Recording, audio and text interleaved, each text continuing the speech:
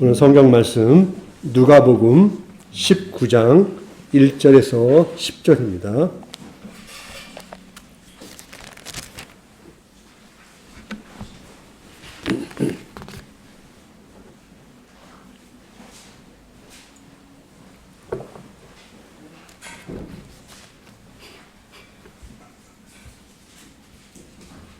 예수께서 여리고로 들어가 지나가시더라.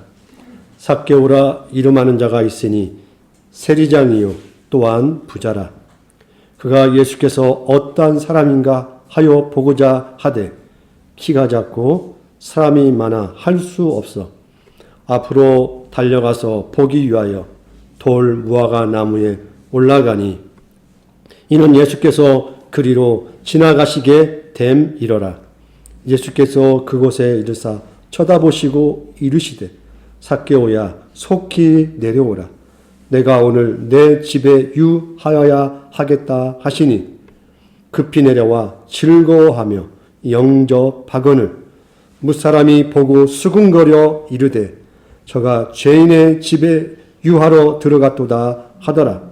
삭개오가 서서 주께 여짜오되 주여 보시옵소서.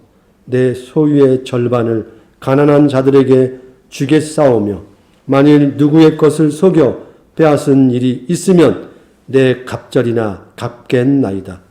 예수께서 이르시되 오늘 구원이 이 집에 이르렀으니 이 사람도 아브라함의 자손임이로다. 인자가 온 것은 잃어버린 것을 찾아 구원하려 함이니라. 아멘.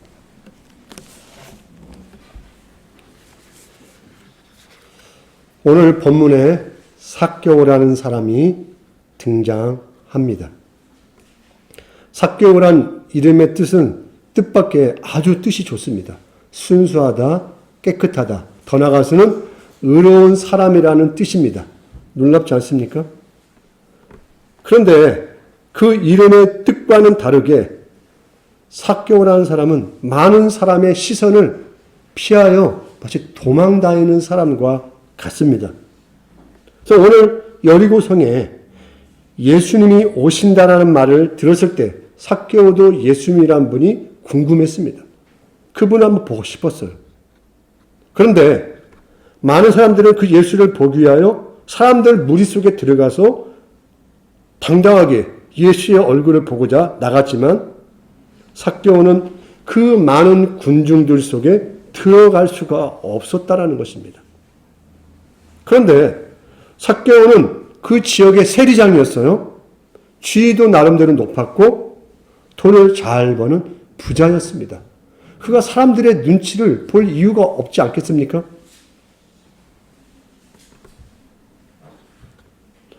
우리가 삭개오를 만나기 위해서 오늘 이 사건의 본문을 보기 위해서 바로 앞 사건 예수님께서 치유해 주신 이 맹인 거지처럼 어떤 의미에서 삭개오는 맹인 거지와는 다르게 외적으로는 아무 문제가 없는 사람이었습니다.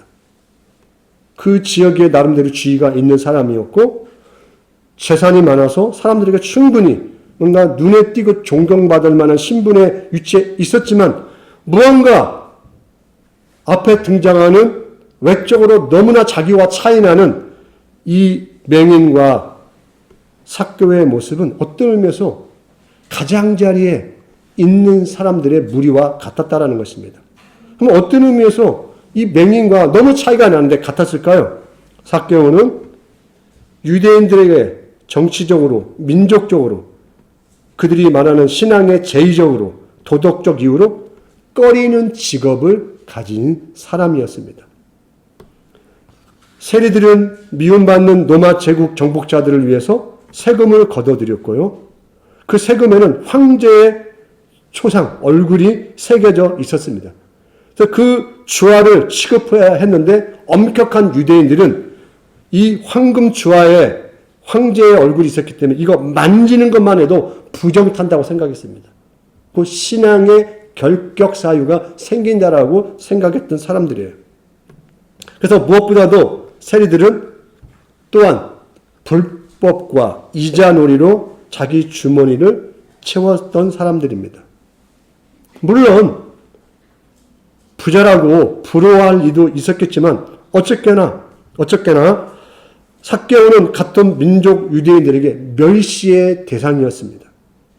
이렇게 사회적으로 멸시와 증오의 대상인 삭개오와 예수님이 만나는 사건이 지금 일어나는 것입니다. 그래서 이 삭개오 만나는 사건은 마치 우리 복음의 축소판과 같습니다. 우리가 이미 앞서 잃어버린 한 마리의 양, 잃어버린 한 드라크마, 잃어버린 둘째 아들 이야기를 듣지 않았습니까? 그동안 나사렛 출신 가난한 목수 예수께서는 유대인들이 싫어하는 사마리아 사람들, 지금 미움받고 있는 이 세리, 창기들, 나병 환자들, 장애인들, 어린이들을 이 사회에서 소외된 이들을 자기 삶의 이야기의 중심으로 지금 잡아당기고 있는 모습들입니다. 그래서 스스로 유대 사회의 중심부를 자리 잡고 있다고 생각하는 자들, 권력자들, 부자들, 종교 권력자들 입장에서 보면 예수의 저러한 태도는 만족스럽지 않는 태도였습니다. 그래서 예수님과 이 기득권자들과 긴장 상태에 놓여 있었습니다. 첫째가 꼴찌되고 꼴찌가 첫째 되도록 일하시는 예수님의 모습에 중심부의 사람들은 분노를 했습니다. 그러나 펄럭이는 어떤 깃발 아래서 의기양양하게 기뻐하는 군중의 무리에 합류할 수 없는 이들, 저만큼 거리를 두고 있는 이들, 그러한 자들은 어떤 의미에서 삭개오라고 할 수 있는 자들인 것입니다. 그들은 예복을 갖춰 입지 않아서 혼인잔치에 자랑스럽게 손님으로 앉아 있을 수 없는 사람이었고요. 그들은 성전에 나가서 하나님께 고개를 들고 자신 있게 기도할 수 없는 자들이었습니다. 그들은 먼지 자욱한 길을 걷는 사람들이었고 인생의 여정에서 캄캄한 골목길을 걸어가고 있는 사람들이었습니다. 그래서 감히 하나님과 사람들 앞에서 나 여기 있어 라고 얼굴을 드러낼 수 없는 자들이었다는 것입니다. 이러한 상황을 함축적으로 담은 표현이 있는데 오늘 성경에서는 삭개오를 키가 작다라고 표현을 합니다. 단순히 분명히 외적인 키가 작았죠. 근데 그걸 굳이 강조하는 이유가 있다라는 것입니다. 삭개오의 작은 키는 사람들 가운데 그의 명성이 어떠했든 여리고 사람들이 보기에 모든 면에서 삭개오는 작은 자, 부족한 자라는 사실을 표현하기 위해서 작은 삭개오라고 표현을 하는 것입니다. 사람들이 보기에 너무너무 함량 미달의 사람인 거예요. 그래서 키가 작다라는 표현을 성경에 기록하였던 것입니다. 그러나 그렇게 작아 보이지 않는 자들, 숨은 자들, 중요한 그 무엇이 그들에게는 자기 옆에 지나갈 때 이렇게 숨어 있을 것 같고 보이지 않는 그들에게는 그러나 자기 옆에 중요하다라고 느끼는 무엇이 지나가는 절박한 순간을 그들은 놓칠 수가 없는 사람들이라는 것입니다. 그래서 오늘 성경에 보니까 간절히 예수님을 뵙고 싶어 했던 삭개오는 자신을 끌어당기는 어떤 힘을 느꼈습니다. 그러나 삭개오는 사람들이 자신을 보지 못하도록 그리고 때로는 자신도 자신을 보지 못하도록 자신의 모습을 가리고 싶었다는 것입니다. 사람들 앞에 자신을 내세울 수가 없었던 것이죠. 자기의 못난 모습을 마치 무화과 나무 잎사귀로 숨기고 싶은 사람들이라는 것입니다. 아담과 하와가 선악을 알게 한 나무를 따서 먹는 죄를 범하고 그들이 어떤 행위를 했나요? 무화과 나뭇잎으로 벗은 몸을 다 가린 뒤에 동산나무 사이에 숨어 있다라고 이야기를 합니다. 그때 그들의 모습, 부끄러움과 죄책감과 두려움 속에 그들은 나무 사이에 숨어 있을 때 하나님이 뭐라고 하십니까? 아담아, 너가 어디 있느냐? 죄책감과 부끄러움과 자기들의 악한 행위로 인하여 숨어있는 그를 향하여 하나님께서 아담아, 내가 어디 있느냐? 오늘 동일하게 예수 앞에, 사람 앞에 자신감 있게 나갈 수 없는 이 키 작은 삭개오는 돌 무화과 나뭇잎 사이에 자신을 숨기고 있다라는 것입니다. 돌 무화과 나무 사이에 숨어 예수를 눈으로 바라보고 있는 그를 향하여 예수님께서 삭개오야 내려오라. 오늘 내가 너의 집에 유하야겠다라고 예수님이 그에게 말씀한다라는 것입니다. 그 이름을 안다라는 것, 누군가가 내 이름을 부른다라는 것, 그것은 그 사람의 비밀을 아는 사람만 가능하다라는 것입니다. 삭개오 같은 부류에 낯설지 않은 사람, 그의 죄책감과 부끄러움 뒤에 숨어있는 복잡한 이유를 공감할 수 있는 사람이 아니고서는 그러한 자들의 이름을 부를 수가 없다라는 것입니다. 예수님은 어떤 의미에서 그 자신이 삭개오였고 조금은 삭개오스러운 사람이었을지도 모릅니다. 곧 그 시대의 삭개오처럼 사람들이 보기에 가까이 하고 싶지 않는 사람일 수도 있다는 것입니다. 예수님은 우리 시대의 삭개오들에게 참으로 어떤 의미에서 우리 이름을 부르고 우리의 자리에 우리스러운 수 있는 분이라 할 수 있다는 것이죠. 우리의 마음을 이해하고 공감할 수 있는 분이라 할 수 있습니다. 그러나 환호하는 군중 속에서 가장 편하게 생각하는 사람들은 자신들이 의로운 사람이라고 생각했기 때문에 삭개오 같은 사람들을 이해하기가 정말 어려웠던 것입니다. 우리는 때로는 방황하거나 때로는 우리가 어려움을 당하거나 어떤 신앙의 여러 문제로 일상의 우리의 문제로 고민하고 때로는 불신의 마음이 생겼을 때 예수님께로 곧바로 달려가는 일이 쉽지 않다라는 것을 우리는 압니다. 아니 똑바로 그냥 예수님께 달려가면 될 것 같은데 왜 이렇게 복잡해? 라고 말할 수 있습니다. 그러나 우리도 삭개오처럼 돌 감람나무 뒤에 숨어서 눈만 빼고 내놔서 눈치를 보여야 하는 상황이 우리에게도 있을 수가 있다는 것입니다. 우리 인생은. 예수님께만 달려가면 우리의 문제를 쉽게 해결받을 수 있지 않다는 것을 여러분이 알잖아요. 그래서 우리는 뱅뱅뱅 도는 과정들이 있다는 것입니다. 그래서 가끔 이런 판촉 광고물들을 보면 좀 불편할 때가 정말 많습니다. 예수가 해답이다. 예수를 만나면 행복이 출발되어진다. 답입니까? 아닙니까? 여러분 예수님 만나서 행복해졌습니까? 솔직히 양심에 손을 얹고 하나님 앞에서 하나님 만났더니 정말 행복하네요. 왜 이렇게 진작에 안 만났나요? 주님 만나니까 문제가 다 해결됐네요. 그러나요? 여러분 예수님이 해답이에요 정말? 예수님 만나니까 행복하고 가정의 문제도 인생의 모든 문제가 다 행복해졌습니까? 우리가 이런 말 하죠. 구라치지 마라. 속된 말로. 이건 판촉물이라는 거예요.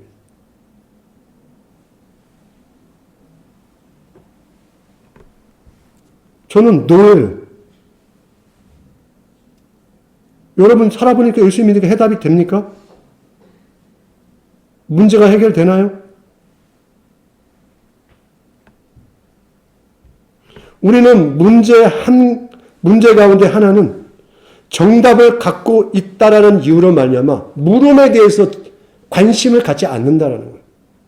예수가 답이야. 기도하면 되는 거지. 너무 답이 간단해요. 그 정답이 아닙니다란 말을 떠나서 우리는 그 물음이 갖는 그 내용에 관심을 안 가져요. 물음 없는 해답, 꼬리를 물고 이어지는 물음들이 없는 해답을 너무 쉽게 말을 해주려고 한다는 것입니다. 급해요. 저 사람이 성령을 받으면 한 번에 변할 텐데. 변할 수 있죠. 한 번 변하는 게 평생 유지됩니까? 여러분 성령 체험을 하고 나서 이제 세상을 새롭게 살 것 같았잖아요. 여러분 변했나요? 이만큼 변했잖아요. 이만큼. 여전히 똑같지 않습니까?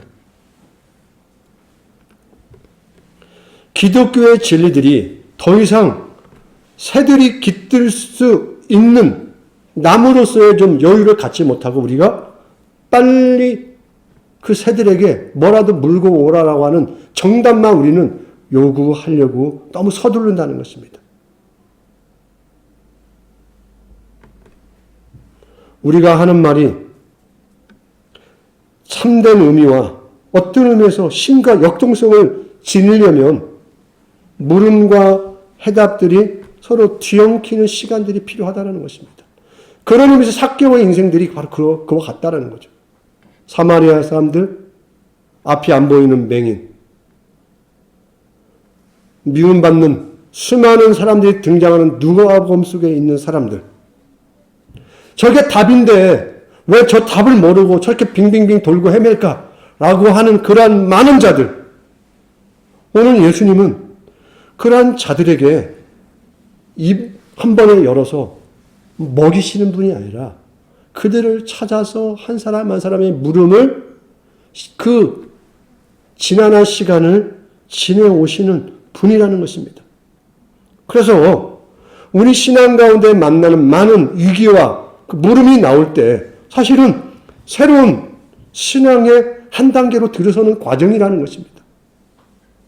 단순히 뚜껑 열고 바닥이 바로 보이는 게 아니라 그 뚜껑을 열었는데 바닥이 안 보이고 마치 깊이 파여있는 웅덩이 같지만 더 깊이 들어가는 그 속 안에서 결국은 신비의 맑은 샘물이 솟는 같은 과정들이 우리 인생에 순간 있다라는 것입니다.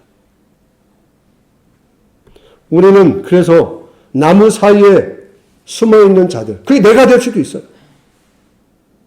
내가 저 나무 사이에 숨어서 내 모습을 보일 수 없고 나도 못 보는 그런 우리가 될 수 있다는 것입니다. 이 시대의 삭개오가 될 수 있는 것이죠. 또한 내가 좀 여유가 있다면 우리 시대의 삭개오들을 우리의 이웃으로 어쩌면 나와 관계 맺을 수 있는 사람으로 우리는 가질 수 있는 그리스도의 어떤 넓은 마음의 폭들을 우리가 가질 필요가 있게 되는 것입니다. 예수님께서 말씀하시는 의미의 사람들을 이웃으로 삼는다면 우리가 찾는 이들과 함께 그렇게 찾는 갈망하는 자들과 함께 우리 스스로도 그들과 함께 진리를 찾아가는 진정한 구도자가 되는 것입니다. 묻는 이들과 함께 질문자가 되어서 진리의 깊이, 신비의 경험을 같이 하는 것입니다. 한 번 믿어서, 한 번 성령의 은혜를 받았더니, 한 번 성경을 통해서 뭘 받았더니, 찬송 한 번 불러서 우리의 문제는 해결되지 않는다는 것입니다.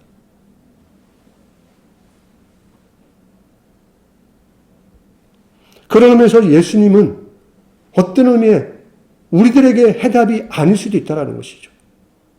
예수님이 해답이 되기 위해서는 좀 더 많은 복잡한 질문들을 하지 않으면 안 되는 것입니다.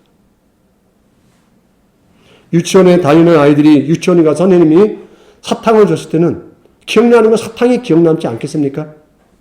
나 내일 유치원 갈래. 선생님이 사탕 주셨어요.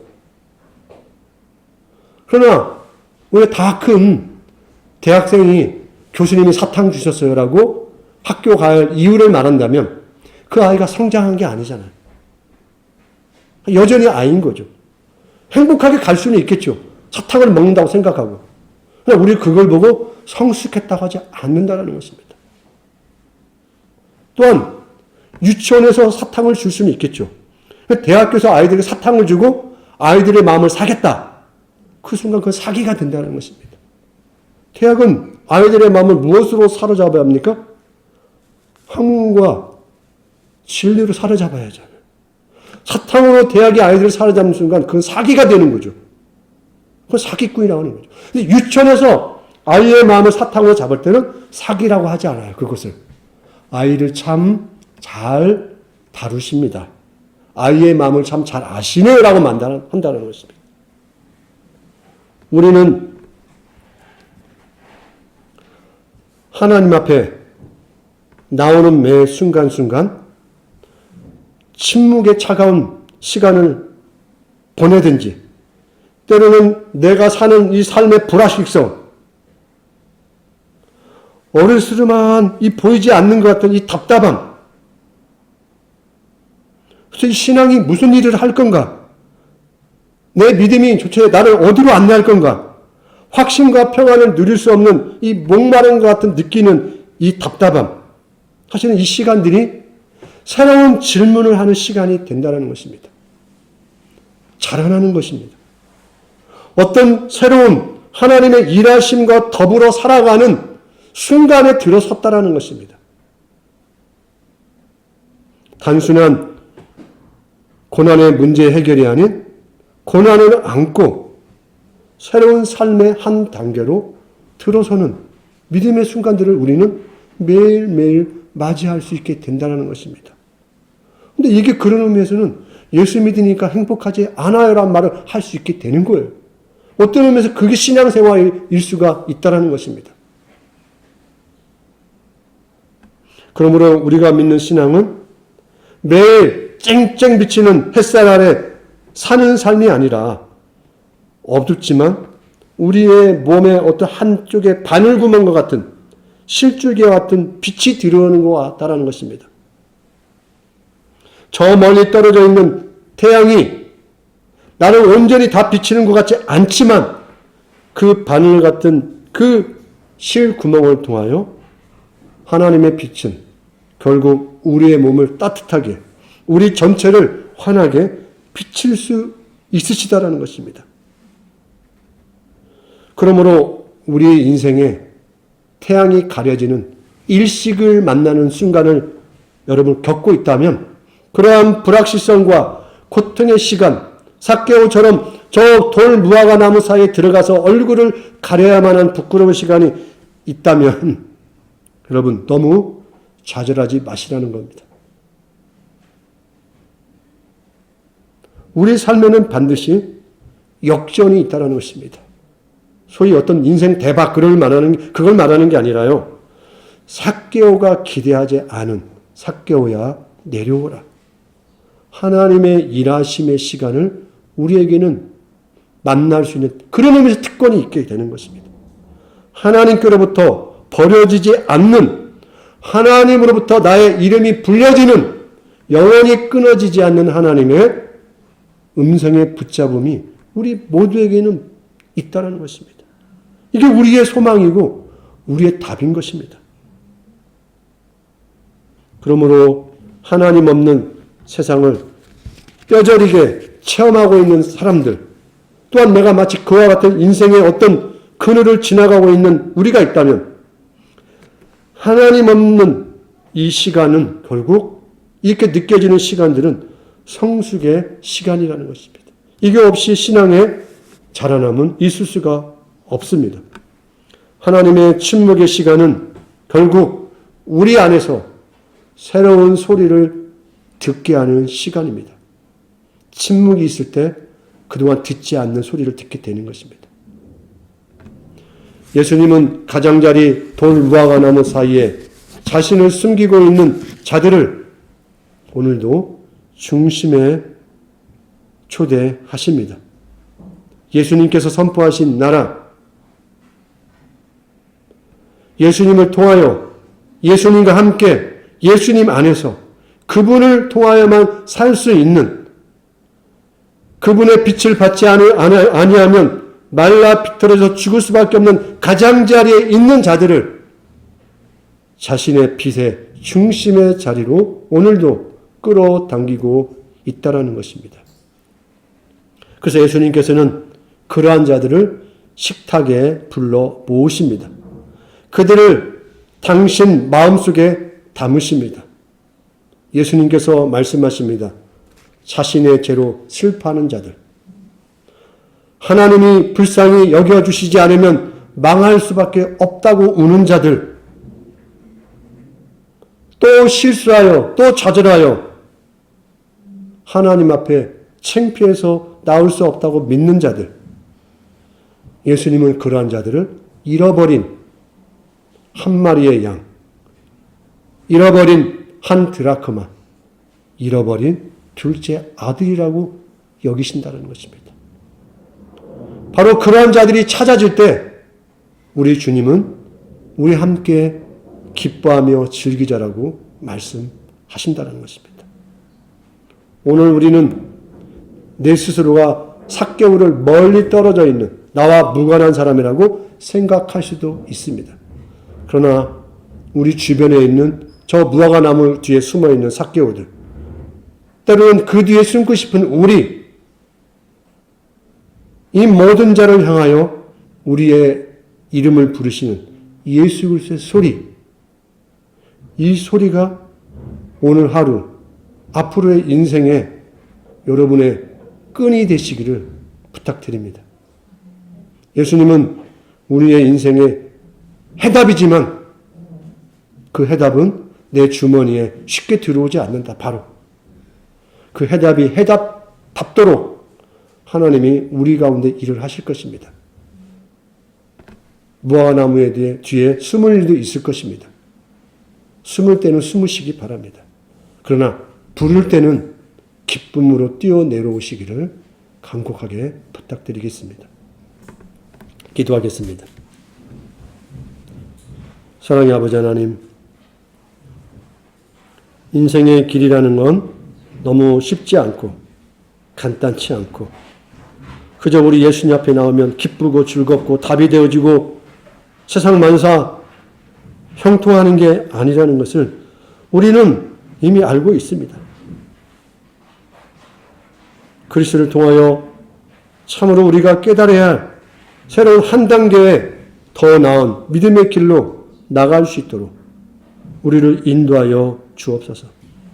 또한 우리 삶의 주변에 돌무화과 나무 뒤에 숨어있는 자들을 우리가 기억하게 하시고 그들을 위하여 기도하게 하시고 또 우리 인생의 어두워지는 일식의 순간을 만나는 나의 삶의 한 중간에서도 주님이 우리에게 바늘구멍 같은 빛을 허락하신다는 사실을 기억하고 그 빛으로 말미암아 죽음이 아닌 생명을 체험하는 우리 모두가 되게 하여 주옵소서. 예수 그리스도의 이름으로 기도합니다. 아멘.